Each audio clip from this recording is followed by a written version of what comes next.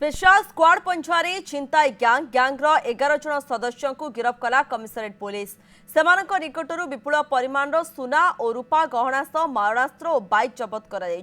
राजधानी और यार आखपाख अंचल से करुले छिंताई सेमानक विरोध में कमिशनरेट पुलिस अधीन रही एकाधिक मामला। नीरद पट्टनायक रही अधिक सूचना देवाई। नीरद कौन सूचना अधिक रोचे वर्तमान स्पेशल स्क्वाड पंजारे जो 11 जन छिंताई गैंग सदस्य धरा पड़ी कि समय पर जी रही पुलिस कमिशनर सी ए संपर्क में सूचना देवे किंतु जो 11 जन धराई राजधानी एवं commissionerate police Cuttack Bhubaneswar commissionerate police रे व्यापक छिंताई करुले अंधार जगह देखी जो मैंने फुल तोलिया आसते सकालू सकालू से बेकरू सुना चेन छिंताई करुले रास्तार जाऊा जो दंपति फेरुले भुवनेश्वर कटक रे लेट नाइट रे फेरुले से अटैक करुले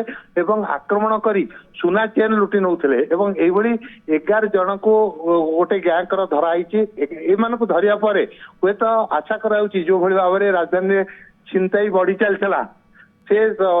रोक लगी पार कारण एमाने समस्ते जेल फेरंता बोली जहाँ जना पड़ी सेठारे जेल रे थिबा बेले जेल किंगपिन रही से गोटे